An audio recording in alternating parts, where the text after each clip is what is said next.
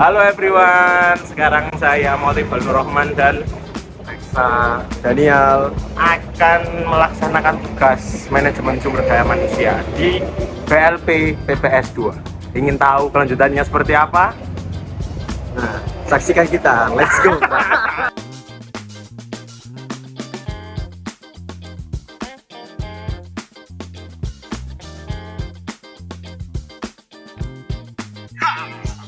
Oke teman-teman semuanya, ini kita udah sampai di tempat untuk menginterview orangnya dulu. Cuman orangnya masih di luar, tinggal dikatain CCTV. Jadi kita tunggu. Mau ke pasar.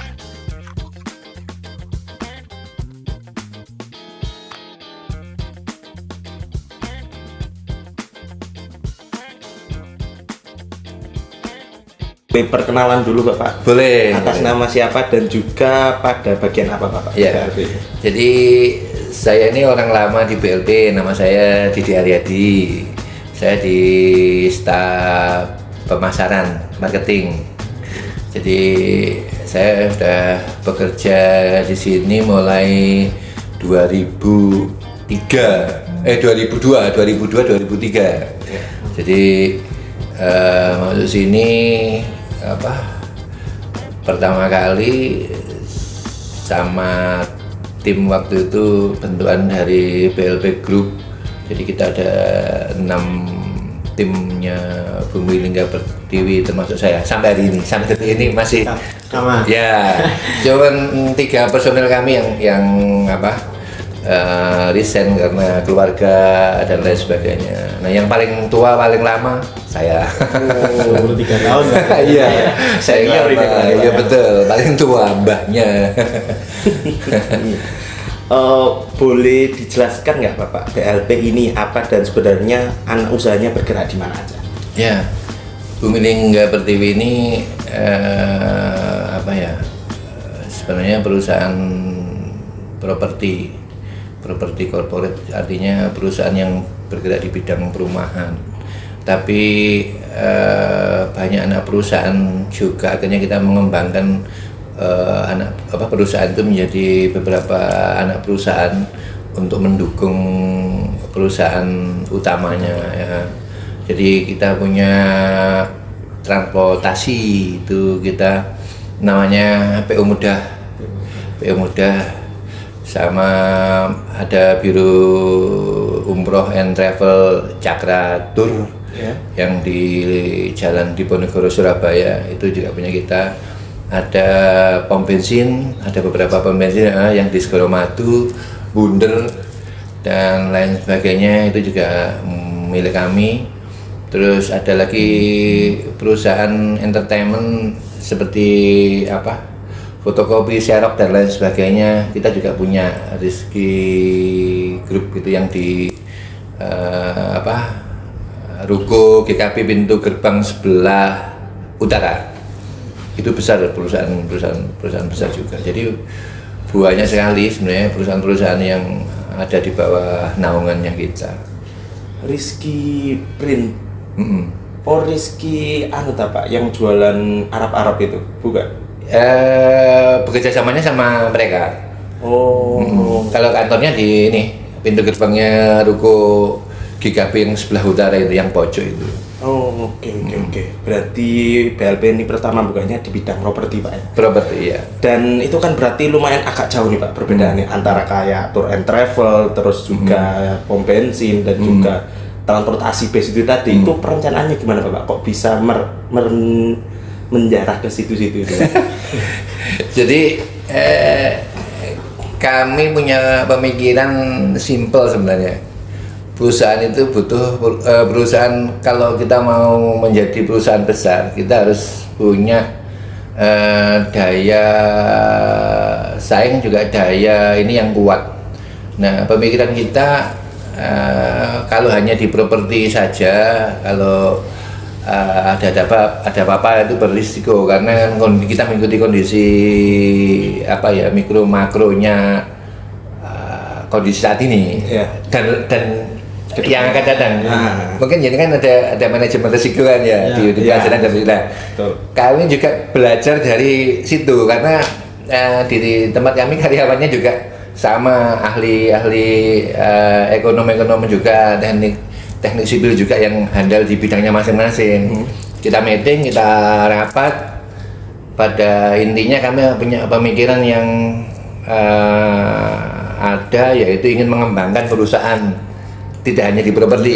Ya, properti perusahaan utamanya, harus ada pendukung penopang perusahaan ini. Nah, muncullah ide tadi pom bensin dan lain sebagainya. Mengapa kita pom bensin? Pertama prospek, kedua kita punya lahan. Jadi beberapa lahan yang kita punya itu sempat kita bikin perusahaan apa yang mungkin pantas gitu. Akhirnya muncul ide pom bensin. Terus yang kedua, di tempat kami itu tidak hanya perusahaan yang hanya ingin mengumpulkan duit aja, enggak. Jadi ada pemikiran dari pimpinan bagaimana mempunyai perusahaan yang, karena kan kami ini kan ya kumpulan ya muslim ya, hampir rata-rata semua muslim. Pak Haji Bisi pun juga dulu berangkat hajinya itu keberhasilan dari perusahaan, salah satunya juga iringan doa dan lain sebagainya. Muncul ide bikin perusahaan biro umroh and travel itu, muncullah Cakatur. Nah, kalau jenengan pengen tahu, kita tiap tahun itu memberangkatkan umroh karyawan dari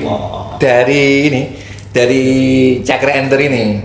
Jadi semua karyawan diberangkatkan umroh dari yang kelas atas, top manajemen, terus manajemen biasa, sama bagian yang paling rendah, cleaning service, pembersih dan lain sebagainya, gitu kita berangkatkan satu-satu. Jadi tiap tahun tiga orang berangkat. Saya 2018 kemarin berangkat karena ya dari BLB Group gitu. Jadi ide itu muncul setelah properti ini berjalan. Kesinambungan perusahaan tidak boleh berhenti hanya gara-gara propertinya terhambat dan lain sebagainya. Akhirnya muncul perusahaan di bawahnya, yaitu perusahaan-perusahaan pendukung ini tadi.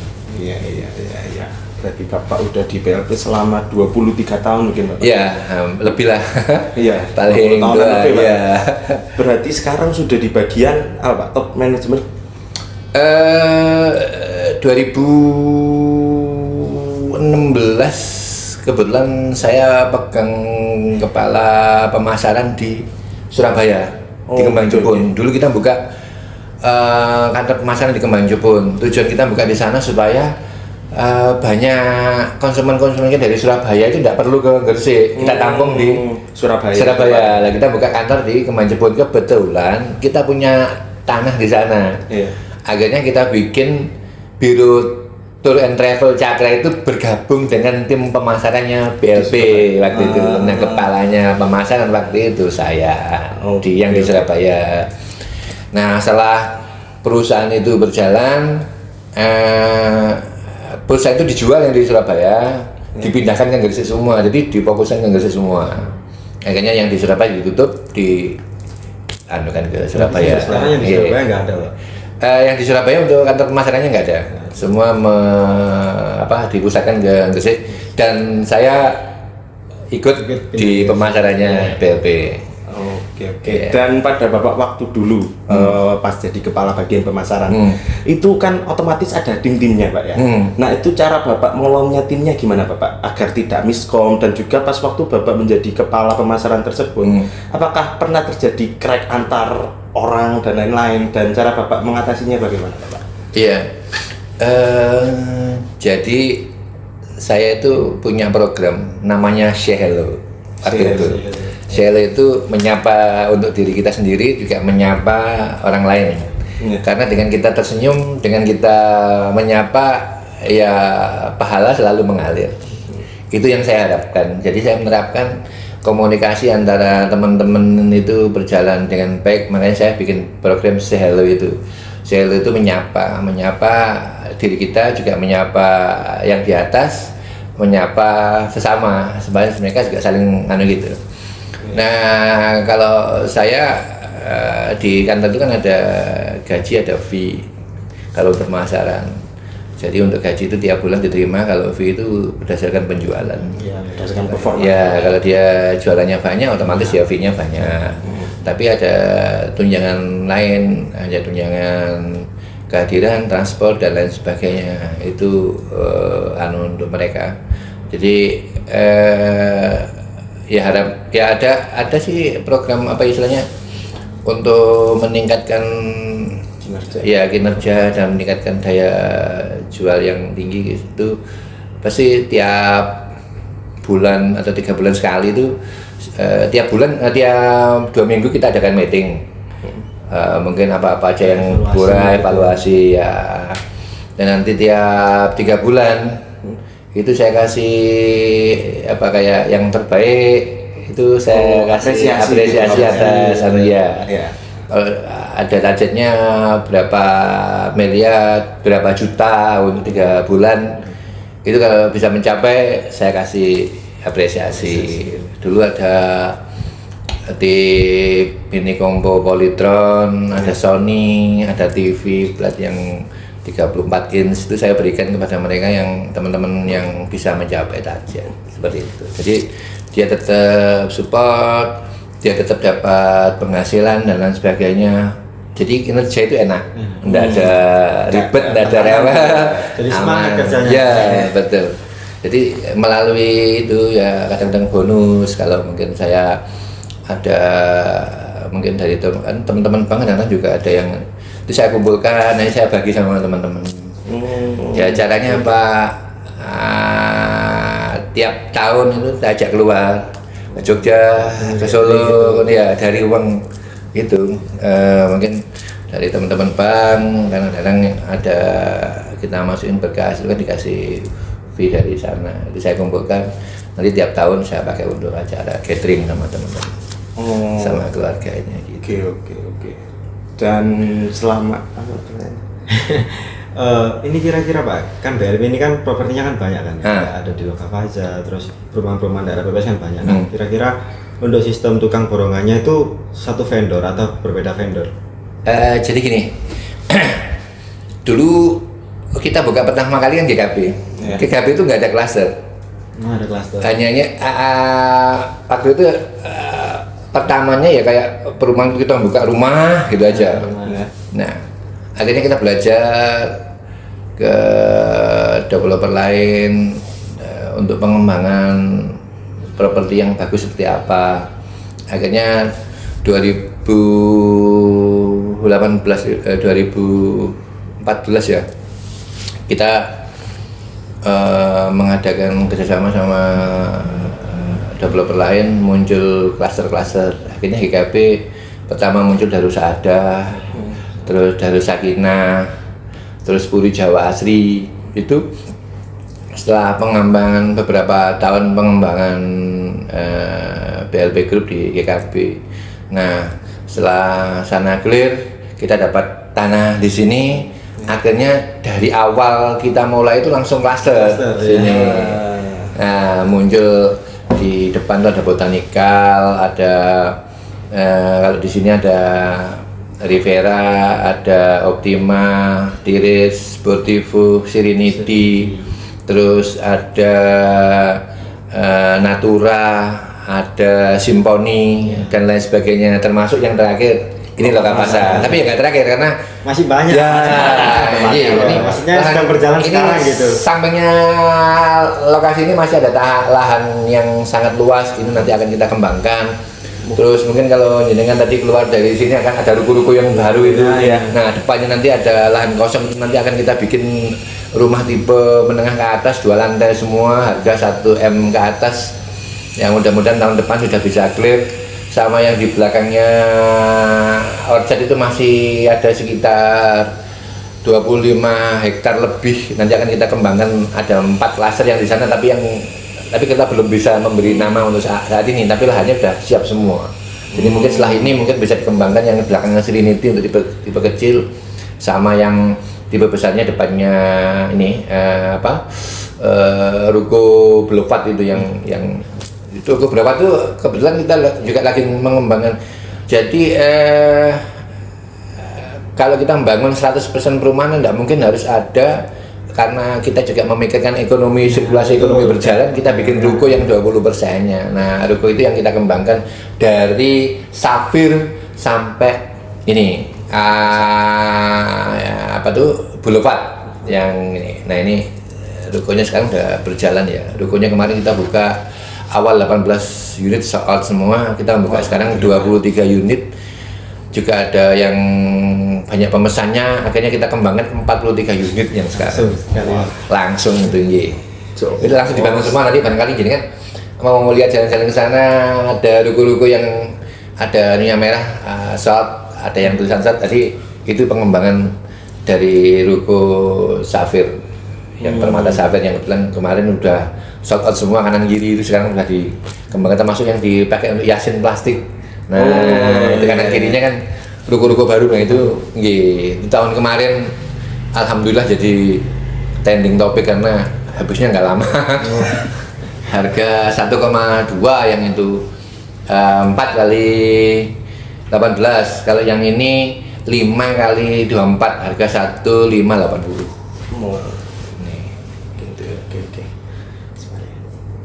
Oke, ini untuk pertanyaan terakhir Bapak ya. Ya, mangga. Ini lebih ke personal Bapaknya, menjadi kepala bagian pemasaran tadi.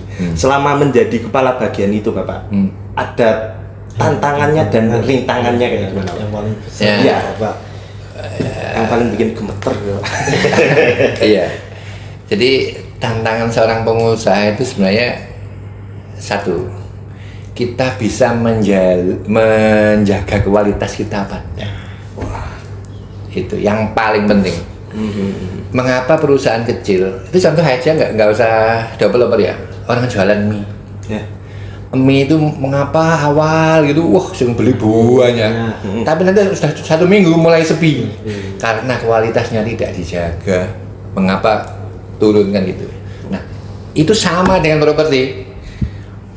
Kendala dan permasalahan yang kita hadapi sekarang adalah karena semakin hari kan semakin banyak persaingan. Oh iya, betul. Jadi kita harus bisa menjaga kualitas. Nah, bagaimana kita tetap bisa eksis? Ya kita harus bisa menjaga kualitas itu semakin hari semakin harus membaik, tidak boleh harus menurun. Nah, seperti itu. Stagnan aja. Ya, termasuk apa? Fasilitas dan lain sebagainya. Orang akan senang melihat perumahan itu begitu masuk, mungkin jadi kan lihat lokal pasar tadi masuk itu, wah pintu gerbangnya keren, ya dah. Ini nanti belum fasumnya belum selesai. Kalau ini nanti fasumnya selesai, fasum itu di dalamnya ada karena sama dengan kita memelihara burung dalam sangkar. Supaya burung itu bisa bunyi kan kita kasih makan, kasih minum dan lain sebagainya. Sama dengan perumahan ini, kita ibaratkan dengan burung dalam sangkar tadi. Kalau warganya kepingin kerasan di dalamnya, apa yang harus kita penuhi? Kita jaga lingkungan dan menambah fasilitas lingkungan supaya warga itu kerasan di dalam. Contohnya fasilitas itu apa? Nanti ada taman bermain anak di dalamnya, karena nanti pasti anak-anak kecil juga banyak fasilitas. Nah, yang depan belakangnya pintu gerbang tadi ada bosom. Oh iya, bosom. Itu sebenarnya bosom untuk menciptakan air, barangkali hujannya terlalu jadi air bisa resapan air. Nah, sambil menyelam minum air. Jadi sambil kita bikinkan kolam penampungan air, kita kasih ikan supaya jadi kolam, bisa dipelihara oleh warga, nanti dipakai untuk mancing, hiburan juga ya. Jadi dua sisi, ada dua hal yang perlu kita pertimbangkan. Pemanfaatannya harus lebih manfaat. Artinya kalau kita bikin sesuatu jangan hanya satu yang manfaat, tapi banyak hal. Bikin penyerap air untuk mancing dan untuk keindahan. Nanti kanan kirinya kan pasti dikasih taman. Orang mesti lihat, wah keren gitu. Terus fasumnya sendiri itu nanti ada musola. Jadi kita tidak perlu harus sholat keluar dan lain sebagainya, tapi di dalamnya itu kita siapkan. Jadi setiap klaster kita itu di dalamnya fasum mesti ada musola untuk sholat, untuk pertemuan, namanya multipurpose. Multipurpose itu ada beberapa fungsi ya, bisa untuk sholat, bisa untuk pertemuan warga, bisa untuk acara apa aja di situ bisa. Itu yang kita bikin di setiap klaster termasuk Lokawasa. Nanti Lokawasa seperti ini. Konsepnya juga sama seperti yang sudah yang kita bikin. Jadi nanti ada multipurpose, ada tempat untuk sholat, untuk sebelah kanan kirinya ada taman bermain dan penghijauan. Jadi warga itu kalau Minggu atau Sabtu bisa healing-healing ke sana, ketemu sama warganya, bersilaturahim sambil menikmati alam. Oke. Sehingga banyak disukai sama konsumen, disukai sama warga, akhirnya tetap memilih ke kita. Karena kita sendiri kan BLP sebenarnya perusahaan number one, perusahaan nomor 1 untuk properti, karena tidak ada lagi developer yang membuat rumah selengkap BLP. Satu contoh, ada pasar, gitu, ada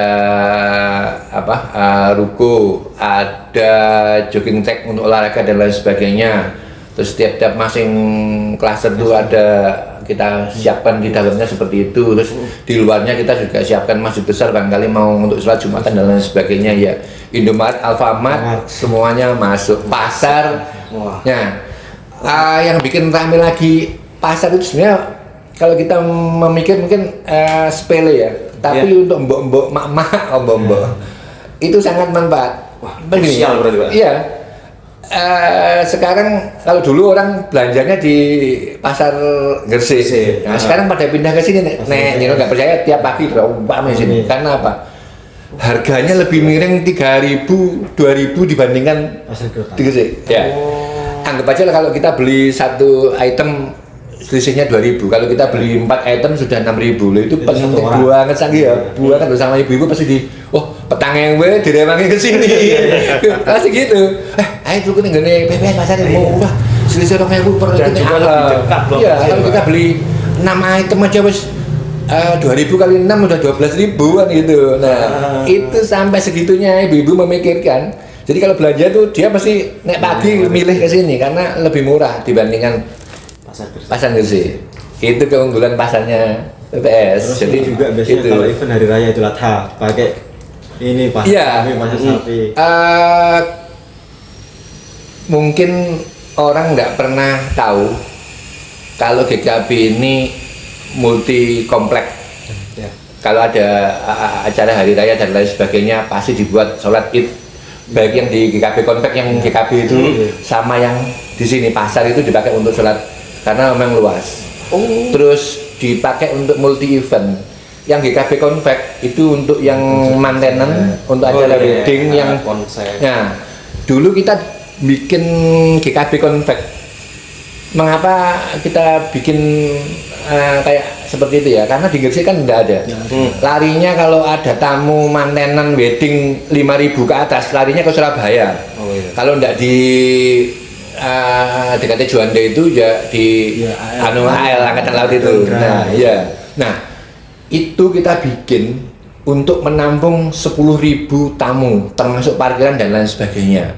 Jadi kalau ada tamu banyak, wedding mengundang tamu banyak, GKB Convex siap untuk menampung. Jadi nggak perlu ke Surabaya, cukup di situ. Itu yang pertama. Kedua, Pemda kalau ada acara besar yang harus melibatkan UKM itu pasti pinjam GKB Convex. Itu kedua. Jadi ekonomi tetap akan mengalir terus. Dan kalau ada promo-promo kayak HP, sepeda motor, Honda, Suzuki, Yamaha, semua pakai Convex. Ngundang kapan hari Jamrut. Terus ada band, kangen band, semua ya Denny Caknan, semua band besar larinya ke Convex. Itu kita bikin seperti itu. Sama pasar itu gitu, pasar PPS ini. Kalau skalanya nggak terlalu besar, itu kadang-kadang iPhone, terus HP, Oppo dan lain sebagainya ngadakan promo di PPS itu. Kapan hari ngundang Katon Bagaskara di sana. Nah, itu juga Katon pernah. Terus kemarin itu siapa sih yang dari Jogja, Kunto Aji. Nah, itu pakai PPS. Ya, jadi dia ngundang itu dengan promo HP dan lain sebagainya pakai PPS. Jadi kita punya dua ikon besar, PPS maupun GKB ini saling mendukung. Mana yang mereka butuhkan, skalanya yang mana, insya Allah siap mendukung. Jadi tidak perlu ke Surabaya, cukup di Gresik sudah difasilitasi. Oke. Terima kasih Bapak atas kesempatan Ya, waktunya sama-sama. yang mungkin agak merepotkan ini Bapak kata dan lain-lain. Saya malah berterima kasih karena ya kita ini kan ya butuh bersosialisasi sama siapapun. Mahasiswa ini di kantor lagi ada magang dari teman-teman SMP, SMA. SMP udah magang Pak? Ya, kalau adminnya anak teman-teman SMP yang di mana tadi itu ada 4 orang, yang kuliah itu ada 6 itu ngambil yang 2-nya teknik sipil, yang 2-nya di manajemen apa. Kita bantu dia hanya 1 bulan. Kita kasih gaji. Nanti tiap bulan tuh 2 juta, 1.800.000. Padahal dia hanya magang, ya dia butuh tapi kita gaji. Gitu. Berarti ini tenggat waktunya 1 bulan gitu Pak? Kebetulan yang mintanya izinnya dari rektoratnya 1 bulan, sama sekali 1 bulan. Kalau seandainya minta 3 bulan gitu dari pihak perusahaan BLP-nya? Enggak apa-apa sih, Nggak apa-apa. enggak apa-apa, enggak masalah. Nanti kan pengajuan kalau sudah full ya kita menolak. Hasilnya kan kalau hanya 6/3, 4 itu masih kita tampung. Kalau terlalu banyak ya kita biasanya menolak. Kita udah ada ini, kita udah ada ini gitu. Kayak kapan hari SMA mana itu masuk, kita udah masuk, ada kemarin ini belum selesai dimasukin. Tenaganya kita yang nggak ada. Kalau SMA mungkin sering nggak ngasih orang kan langsung 2, 3, tapi kalau kampus kan biasanya dibagi, nggak mungkin kayak satu perusahaan itu banyak orang kan nggak mungkin. Iya, satu orang biasanya. Satu orang. Yang kemarin UNER 1 orang, terus dari UPN 1 orang. Terus sebelumnya itu ada dari UNESA sama Wisi ada Bapak Wisi? UBI belum. UBI belum.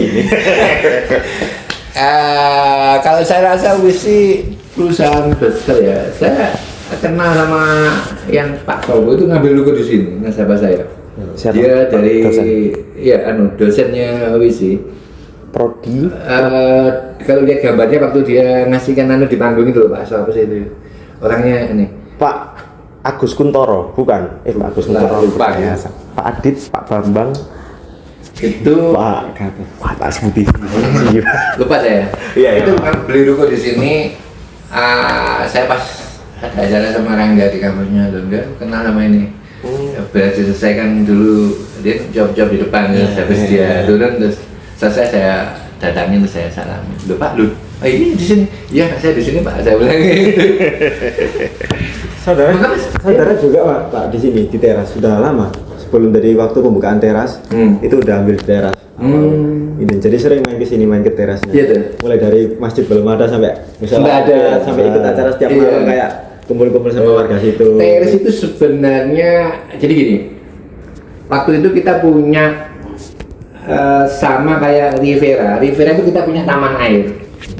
Taman air akhirnya kita bikin menjadi perumahan, terus akhirnya kita bikin namanya Rivera. Nah kita punya teres itu sebenarnya di belakangnya kan ada lahan kayak danau gitu waktu itu. Terus ini dimanfaatkan taman air aja. Kita diajak Bali ke Bali sama bosnya untuk resum di sana. Di sana di Kuta itu ada perumahan namanya Teres. Dia punya perumahan bagus di dalamnya, persis Teres ini. Cuman di sana bedanya ada kolam renang di depan. Ada kolam renangnya. Jadi saya waktu masuk itu ini enak, wongnya pas udah mlebu ya. Kan lucu. Tapi Bali memang biasa. Kayak gitu. Nah, saya bilang kalau di Gresik yang musimnya kuat ya enggak mungkin, saya bilang gitu. Pasti enggak ada yang beli. Kalau mau kolam renang dikasih di belakang karena lahannya masih ada, saya bilang gitu. Akhirnya wes perumahannya rumahnya nggak dikasih kolam renang tapi tamannya air itu aja kita manfaatkan gitu. Cuma sayangnya apa, RT-nya ya pintar.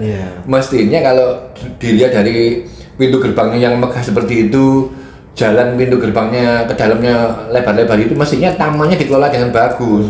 Itu kotor kosong belum, nggak diopeni belas. Padahal waktu awal masih di bawah naungan BLM sendiri loh Pak. Masih kayak ada orang-orang di situ. Itu bagus Pak. Bagus awal penyerahan ini paling aku sowan. Masih bersih. Pintu gerbangnya itu dalamnya dikasih taman bagus dan ya Allah ini duwe ngene sopan nang apik. Setelah diserahkan 2 bulan 3 tahun 2 tahun mbok Hancur semua. Jadi Teluk Lamong. Terus habis itu itu orang-orang BHS situ ya tires dan lain-lain. Ya, Ibu. Terima kasih Bapak ya waktunya, dan saya dan teman-teman saya juga mohon maaf apabila ada kesalahan perlakuan maupun dari kata-kata yang keluar. Enggak. Kita kan belajar, sama-sama belajar. Aku belajar ke sampean, saya kan belajar. Ya, ilmu itu kan yang manfaat itu kan kita saling belajar. Tidak ada yang senior, nggak ada yang junior, nggak ada. Kita belajar, itu baru. Oke. Terima kasih Bapak. Ya, sama-sama, makasih banyak ya. Oke. Sehat selalu, sukses selalu, mudah-mudahan tetap ya cepat selesai. Sangat tuh.